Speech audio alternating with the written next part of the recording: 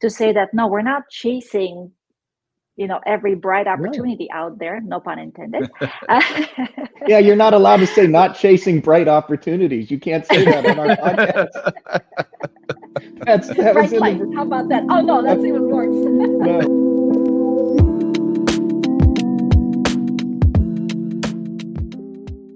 Hello, and welcome to Bright Lights, where we explore the clean energy revolution together. I'm Rick Stockberger, the president and CEO of BRITE. And since this month is EV month, it only seemed fitting for BRITE and Bright Lights to have EV month as well. And so we're so excited about the opportunities that we have and the people that we're going to be discussing with over the month of February. And what better co-host to bring in than Randy Cole, who leads BRITE's electrification strategy. He is our EV expert in residence and is somebody that has a depth and breadth of knowledge in the space. So Randy Cole, welcome to Bright Lights as my co-host. Oh, thank you, Rick. I love anytime we get to appear together in person, in meetings, because of your support, your knowledge and understanding of this. You do a great job. I'm hoping to just keep pace with you and ride those coattails. But, I'd like to start by talking about the EV marketplace itself. I think we're moving past the hype and into the transition. And that's a big step. It's not the hockey stick adoption that some predicted before the pandemic, but sales have doubled each of the last 3 years. Over 27 manufacturers sold EVs in the US last year. Currently, there are almost 3 million EVs on the road. And 1/3 of those are in California, but we're seeing an uptick across the country, including here in Ohio and the Midwest. On one side, the pandemic, supply chain issues, concerns about the economy, rising interest rates have impacted EV sales. But on the other side, big announcements about coalescence. Did I just say coalescence? That seems like one of those big words that you're not supposed to use in a podcast. I think you can use it on a podcast anytime you want. Your Okay. goal as our expert in residence is to use those big words. And Use big words. My job is to relate those big words to everybody else. So, coming together, I think is what you meant. Okay. Coalescence around the same connector type. So I probably shouldn't list the connector types, but it is the NACS, the SAE J3400 connectors. If we get to one like standard plug, like our outlets for our lights and our appliances at home, it makes adoption easier. It makes using EVs easier. So I think that's a big step. But batteries are getting better. There are more chargers on the road and in homes, and EV prices are dropping, which is a big deal when lots of other prices are going up. As you know, under your direction, Rick, BRITE supports the EV market through battery and equipment testing, market development, making introductions between companies, fundraising and investment, helping with federal funding opportunities for small companies and growing companies. And when we look at EVs, the strategy we have with e-mobility is 3 areas of focus: infrastructure, charger manufacturing, installation, power supply, the grid. And we have a number of companies we're working with that in that space. Treehouse, which works with auto dealers and homeowners, SkyCharge, which does residential and commercial charging, installation, Edge Energy, which can create DC fast power from 1-phase power instead of 3-phase power, which maybe we'll get to in another episode. Edge Czar Power, which increases solar opportunity and resiliency. PlugOp, which does services in multifamily. On the vehicle side, we work with batteries and components. And then in services, ride sharing, planning, charging software, installation planning, load balancing. Sway Mobility is a great one. They both do ride sharing and EV introduction on college campuses, which is a great opportunity. But the exciting thing today is one of the fastest growing and most innovative companies that we work with is Electrada. They have 360-degree charging as a service. They've developed a business model that includes infrastructure, vehicles, and services, all 3 in one company. So we're fortunate today to have Irina Filippova with us today. She's the Chief Operating Officer for Electrada.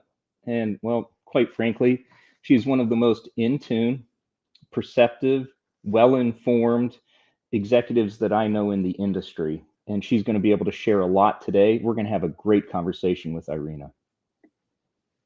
Awesome. Welcome, Irina. Excited to have you on Bright Lights. Thank you. Thank you, Rick. Thank you, Randy. Always delightful to speak with both of you and to virtually meet the BRITE audience. Well, we're so excited to have you. And I think just having you shows, one of the things that I love about Ohio and is great is just, it's a big state, right? And we have a lot of talented people from across the state and and a lot of history in the automotive space. And so, I'm so excited to have you on today. You're live in Cincinnati, Ohio right now, I believe. Is that correct? I am indeed hailing from rainy Cincinnati this morning. Well, the Queen City is always lovely.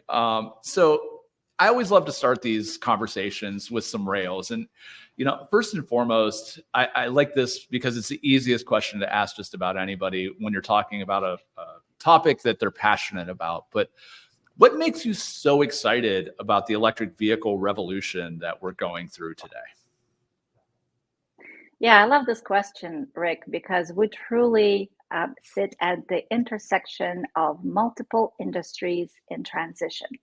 And this transition is so transformative to the transportation industry, to the energy industry, to the technology and software industry, that we need to continue to coalesce and bring together all the ecosystem partners across these industries to raise the bar on how climate infrastructure in all three of these sectors will actually work and serve us for decades to come. So it's the sheer potential of this transformative change taking place in the marketplace right now that is exciting to many of us in this particular industry, and to me personally.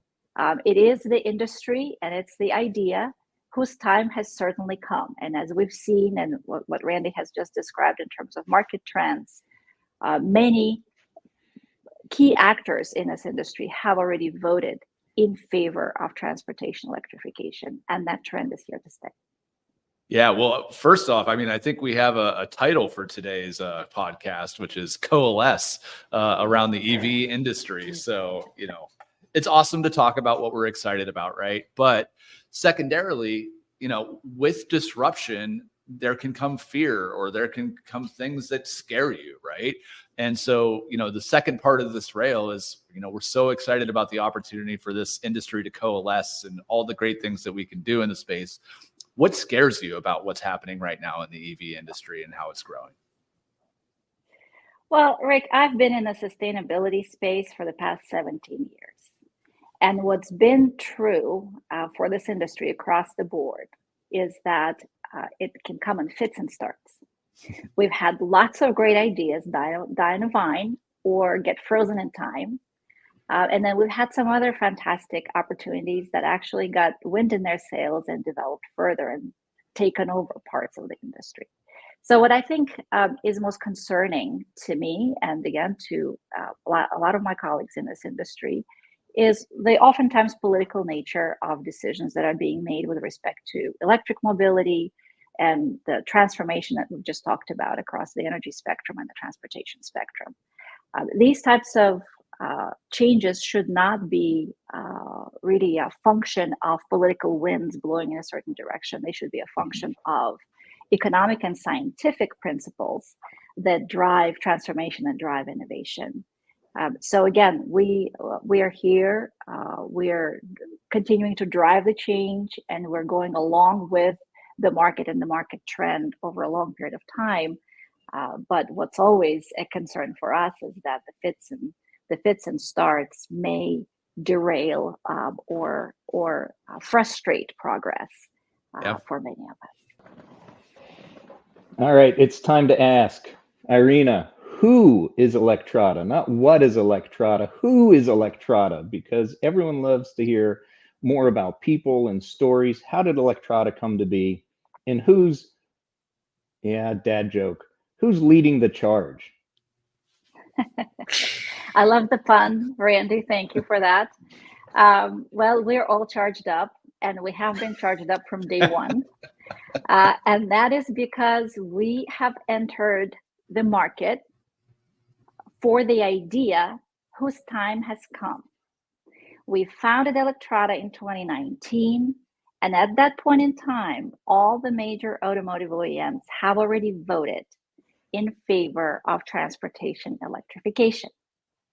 So that is that important economic trend and the orientation point, that guidepost that gave us the confidence and gave our investor the confidence that this business has a future. This is not kind of an idea that's really out there waiting for its market to shape and form and start demanding its services. No, indeed, we entered the market that already was shaping along a very long-term trend. So Electrada was founded with a single-threaded purpose, and that purpose was to bring reliable electric vehicle charging infrastructure to the market.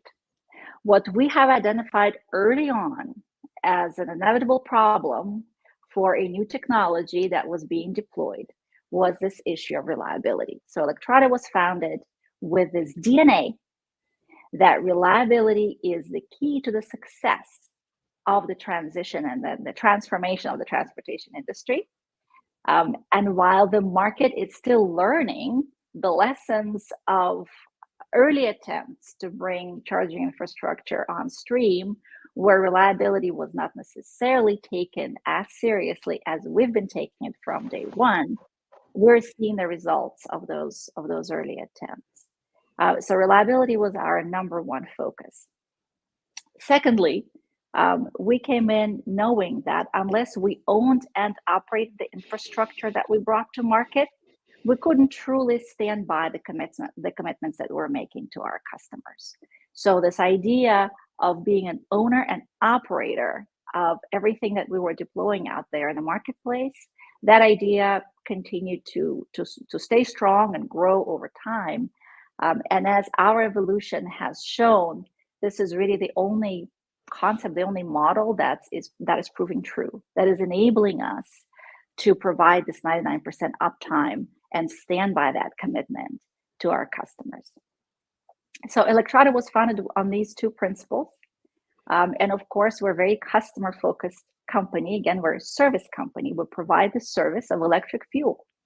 The same concept that is currently live for conventional transportation, right? Conventional transportation relies on major energy providers for conventional fuel. So we took that same concept and said, well, electric fuel should be just as ubiquitous, just as reliable, just as abundant as conventional fuel. And this is how we've built our value proposition over time. Well, that's awesome. I was gonna jump in here and say, Irina, I love the leadership style of Electrada that's always talking about the team and always talking about the product. But how did you and the CEO Kevin Cushman come together, like to create this thing? Like, what's your superhero origin story?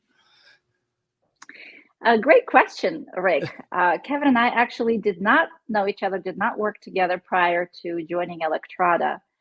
So we're thrown into the midst of standing up essentially this startup in the midst of COVID. We started operations on April 1, 2020, which was an amazing time to start any company, and especially a company in the burgeoning new industry, new segment.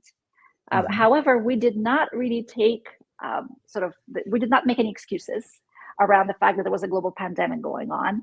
We got going right away. Yeah. Thankfully, a lot of our work involves working outdoors or in parking lots, deploying charging infrastructure. So we could bypass a lot of the COVID restrictions just by the sheer nature of the work that we were doing. You could social distance without disruption. We could social distance without disruption, indeed. I was actually in Europe when we founded the company, so I was probably the only person on those cross-Atlantic planes during COVID. Yeah. So that core team, and I'm just going to say, anybody who has met you and Kevin has worked with the Electrada team would not believe you two didn't work together before. But it is February. The Super Bowl's coming up. I'd like to hear more about this winning team, because if you two started with this common vision and came together, then hired a core team, everyone's gearing up for the Super Bowl, but how did you create a common vision?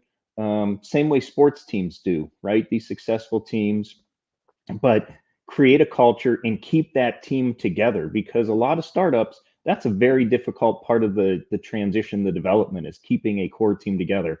How have you guys done that? How do you make sure people are part, the right fit?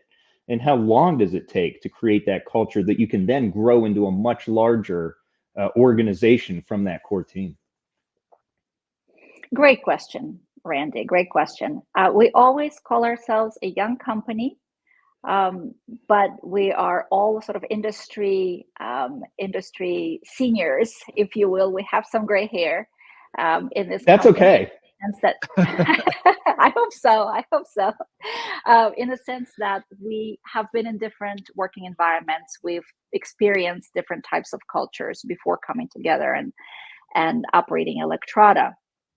So from the very start, even when we just were a two-person team, Kevin and I, we had an intentional view of the company culture. We knew that we were going to be small. A lot of our competition or other players in the industry are multiple times, hundreds of times larger than ourselves. And our distinguishing characteristic and our distinguishing strength would be our team. So we took the setting of the cultural principles for Electrada into place early on to heart. The first thing that we agreed upon is that creating that psychological safety culture was very, very important. And what that means is that independent of their years in the industry, their backgrounds, visible and invisible diversity, folks joining Electrada should feel free to challenge anyone's thinking on any subject, challenge the way that we do things, feel free to contribute their ideas, even if they went against the grain of what we were doing before. And that really stuck. Now we're a 27-person team, and we continue to reinforce this very notion. Mm-hmm. So we keep the channels of communication open. We reinforce the idea that everybody has ownership of how this company will evolve and develop further.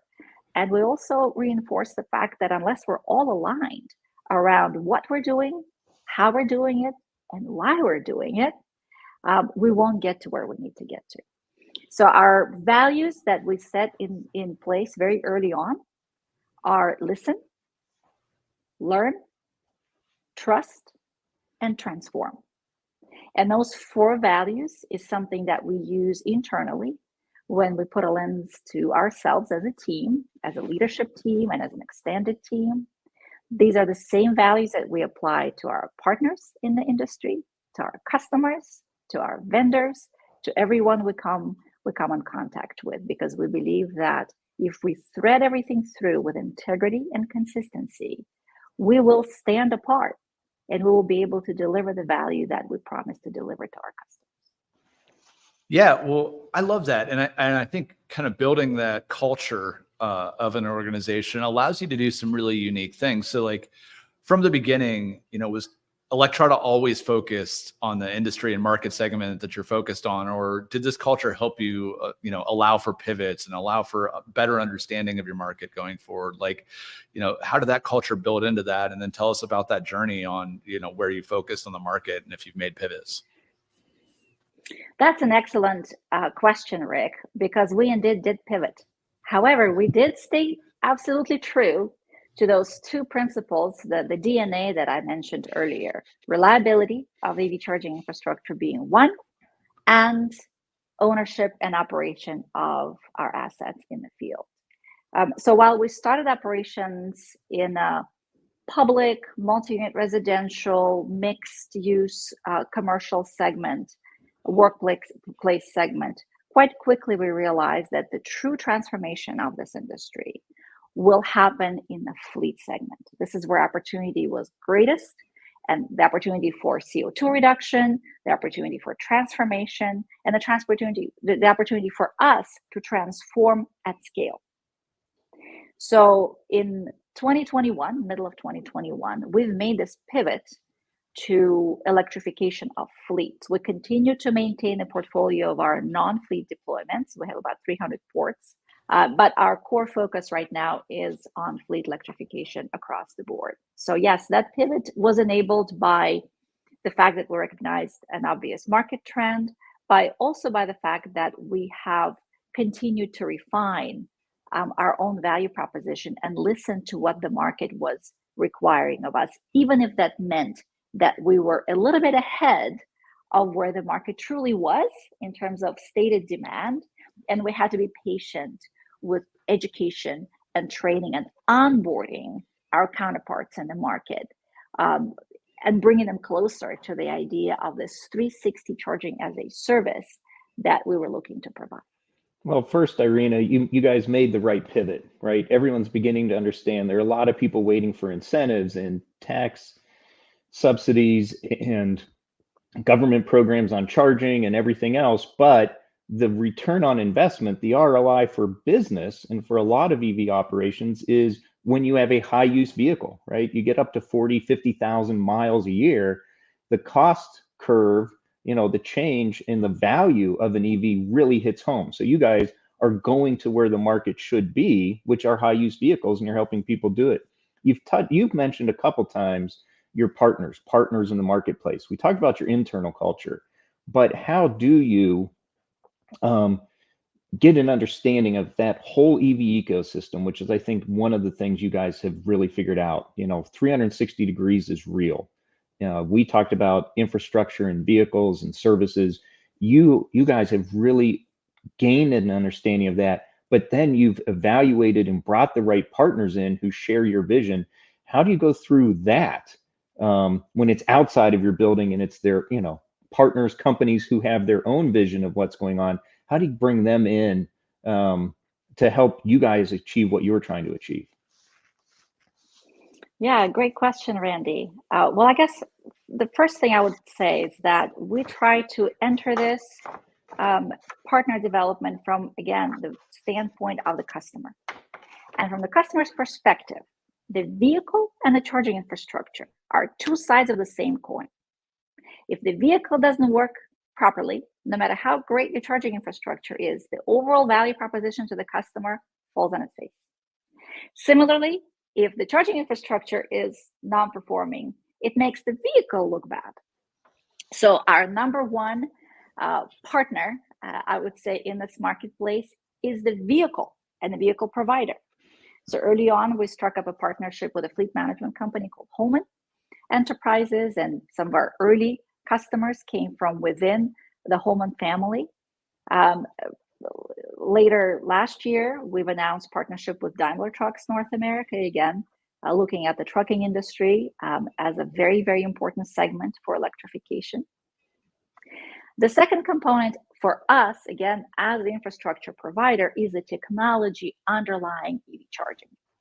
In the minds of a lot of users, especially on the fleet side, because these are large companies that are used to their procurement practices and procurement cycles, sometimes we come across a notion that charging infrastructure is just the same as buying any appliance, right? A charger is a charger, just like a TV or a fridge would be. And until it doesn't work.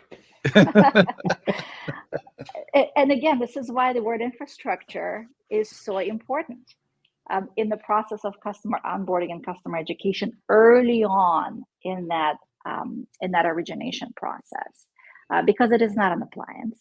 This is not just a unit that you can buy. This is really a whole host of activities that need to happen on a customer site, owned or leased, in support of a particular use case, given the specific type of vehicle that this customer is looking to deploy. We're looking to provide them with optimal infrastructure that will service their use case. I'll give you an example. If you're running trucks that can be charged by a level 2 or a DC fast charger, However, they dwell at a site for 12 hours a day. They can very easily charge with a level 2 charger over that 12-hour period, right? And avoid demand charges. So we would actually place infrastructure that's most cost efficient and yet again still serves the customer use case so that the customer's price for that electric fuel is actually reduced because our capital outlay is less. That's awesome. And you know, I love that approach too, because one of the things that I think you think about when you're talking about an internal combustion engine or otherwise is like, you don't really think about the infrastructure for the last 50 to 70 years other than the price at the pump, right? Like that's the only thing that you kind of generally consider is like, oh, gas prices are more expensive right now. But one of the things that I love that I hear you and your team talk about all the time is just how do you reduce friction? Like that's really the key to all of this adoption is how do we reduce friction? Like what are the things that people are worried about and how can our product or how can, you know, this system solve that friction? And I really love, you know, your approach to that. And I think that's something that from a startup standpoint or a new product development point is something we talk about with all of our companies for everything that everybody's doing is how do you reduce friction to adoption? And I love kind of that analogy between the infrastructure and what's going on in the space. So. Well, Irina, I love the fact that you guys have that 360-degree view, right? Because again, working with growing companies, Rick, it's either this is the whole market. Where's your niche? What's your product differentiation? What's your value prop? And Electrada has instead gone the other way and saying, okay, if we're going to be a part of this, we're not going to just try to make the most money we can by being the best at one part of the ecosystem. We're going to figure out the right solutions, understand our customers, and bring in partners that address all of it. And that's very exciting. But it's thoughtful and takes a lot of time, which I think is a Midwest value, Irina. And you know, most of your business is in California. I mentioned in my early comments, a third of the EVs in use in the United States are in California, right? But you're headquartered there in Cincinnati, here in the heart of the Midwest. Why? What makes Ohio and the Midwest a good center of operations, even if most of your in the groundwork is happening in other parts of the country? And sorry to jump in here, but not only that, but Irina, you said you were in Europe when you decided to become a co-founder of this company. So you came from Europe to Cincinnati, Ohio. Like that's amazing. And we'd love to hear about it. Sure. I heard at least 3 questions, so let me try and maybe tackle them one by one. The first question is about risk and reducing risk. For Electrada, we don't believe that the integration of all the various evolving, not yet 100% proven technologies should be borne by the customer. We believe that fleet customers are there to run their fleets, right? To run their logistics operations. That's what they do. We should not be expecting them to try and figure out the energy infrastructure supporting their logistics operations. The fact that they've made the commitment to transition to electric transportation is fantastic. So we're there to support that commitment and to support their achievement of their CO2 reduction goals, their greenhouse gas emission reduction goals, their ESG goals as companies. The other component of this is really the actual business model that we have in place. And that business model combines components that do not naturally fit with one another. We have the installation and construction component, right? So you've got construction companies out there saying, this is our job. And we're saying, no, well, actually, we have to do everything from site evaluation to permitting to utility interface to actually selecting the technology and bringing it to market. So that component is, we call it the dirty fingernails component. We're doing it. Then there is a software component, right? That ensures that everything fits together and works together. And we rely on the open charge point protocol to make sure that our infrastructure not only works, but we can look into it and listen to it and interpret the signals that it's giving us, right, in order to manage it better. And then, of course, there is the customer success component, which is extremely important because, again, for the customer, There's a process of huge organizational change just around the vehicle, let alone around the energy infrastructure. So we're there putting our arms around the customer, saying it won't be easy, but we're there to fill in the blanks. And sometimes we have to step up and do things that aren't necessarily within our strict commercial remit. But we stretch out and ensure that the customer is comfortable, because we know very well if they're not comfortable with the adoption of new technology, they will not continue with the EV quote unquote pilot program, right? They will stop and wait until the market is more mature and until more of their competitors are doing the same within their industry. So we have to stretch out, make ourselves uncomfortable, so our customer is more comfortable from day one. In terms of Midwestern values, I think that's very true. We stay humble.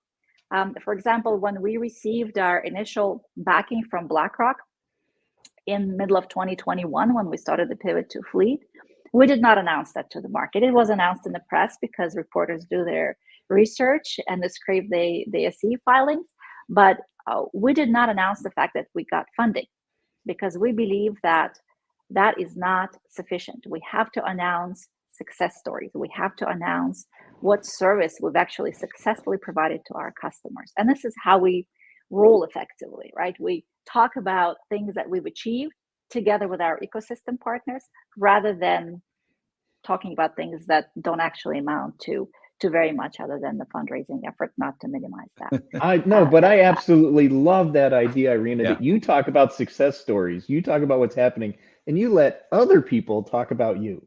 That's great. That is kind of Midwestern, though. Well, this is why we're here now, right? You've asked me to come on this podcast, and I think this is a testament to the fact that people want to know about our company and about our industry, because not every company in our industry, as we're seeing it now, is surviving, is doing well, is faring well, even though back when we started in 2020, the stock market was alive and well. There was a lot of funding, kind of expanding this bubble in this industry. But we have always told ourselves is that we're not going to get distracted. And this is a Midwestern value. We're not going to get distracted by the noise. We're not going to be all sizzle and no steak. We have to focus on the actual meat of the work that we have promised the customer to deliver. And that is really our value all the way throughout. So we don't go and talk to the press about things that are inconsequential. We want our customers to step up and vote with their feet. One of our customers has renewed already for the second wave of their electrification, and that is continuing to grow. And again, our performance has to speak for itself.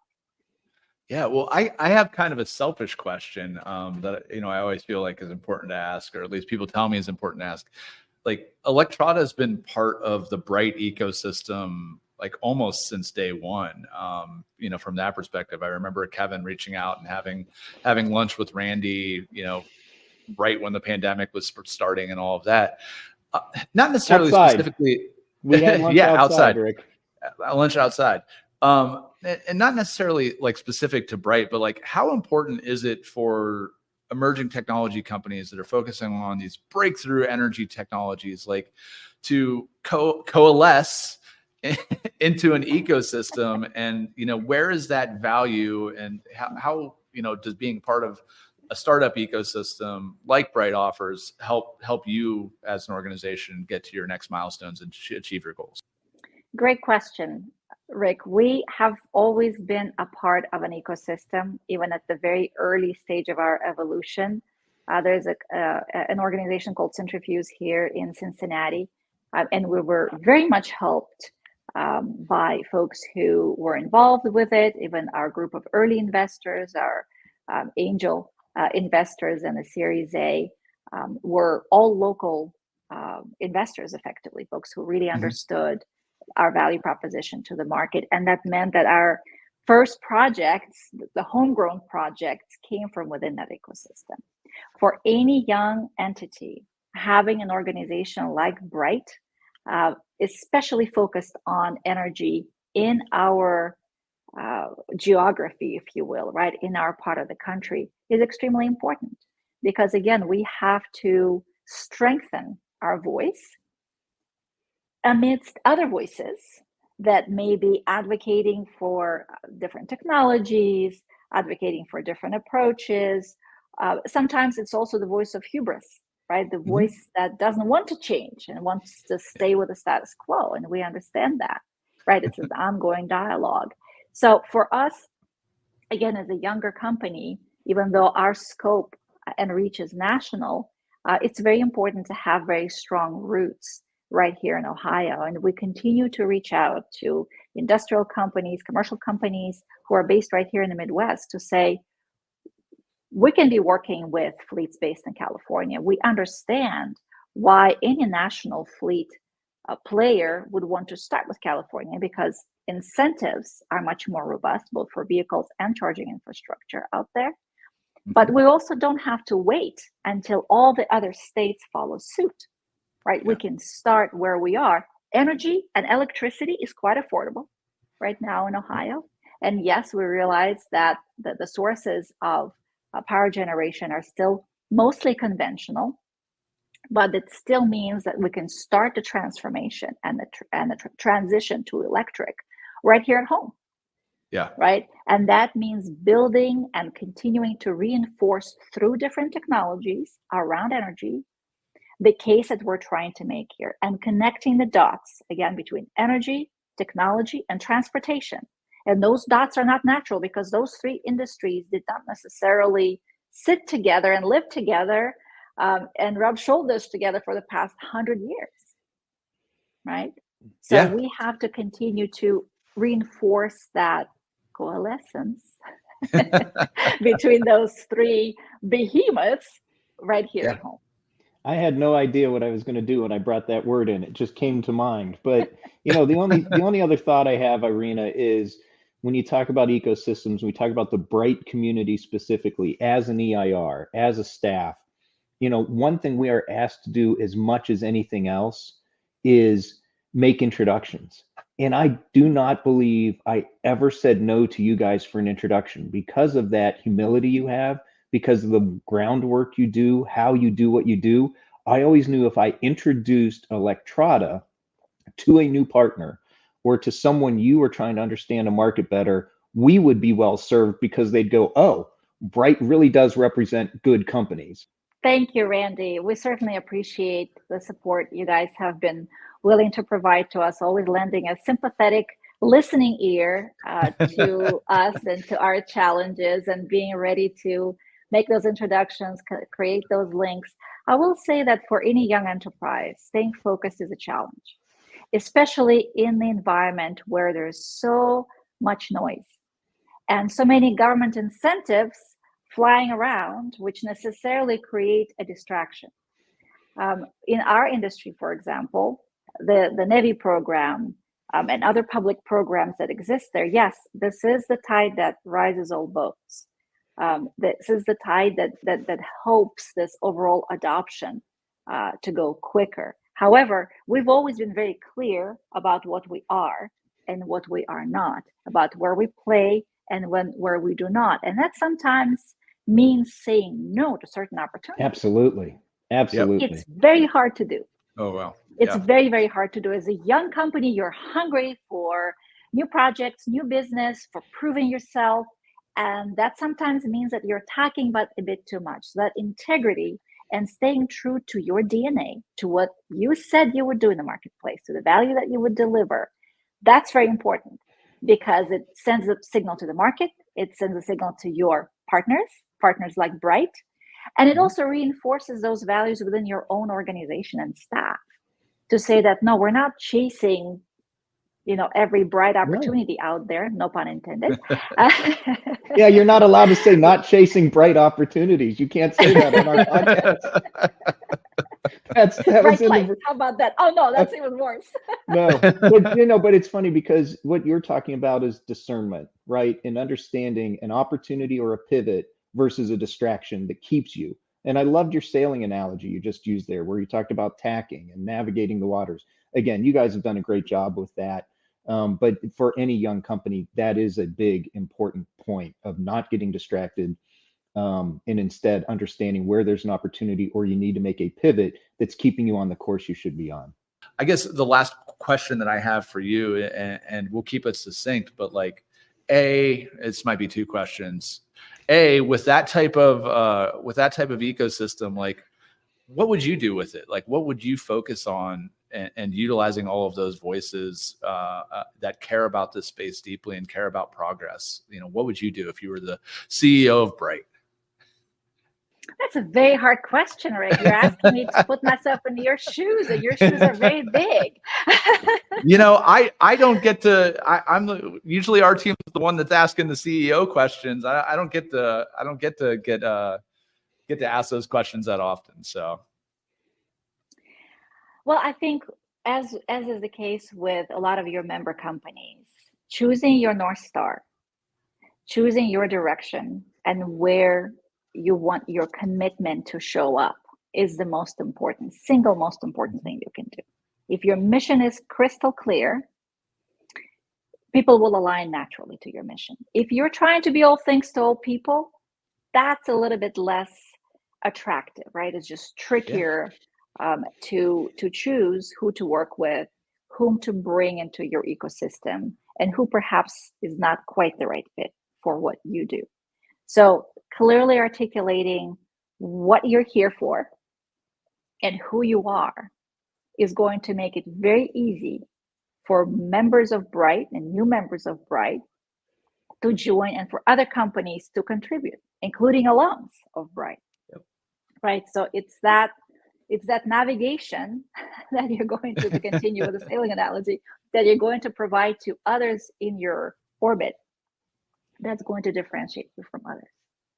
Well, I appreciate you greatly. Thanks so much for that. And honestly, thanks so much for spending time here with Randy and I talking about all things vehicle electrification and your focus on fleet and your journey through this. You know, I couldn't be happier and more proud of, you know, all of the companies that are a part of BRITE's ecosystem. But really, I think Electrada is a shining star of what can happen when you're focused on a goal and you put a team together that is committed to that outcome. And so thanks so much. You know, for our listeners, if you want to learn more about Electrada, check out the show notes, and you'll find that down in the description. But thank you for tuning into this episode of Bright Lights. I am Rick Stockberger for Randy Cole and our guest, Irina Filippova. Do your part to support this program and support this organization. And thank you so much for listening.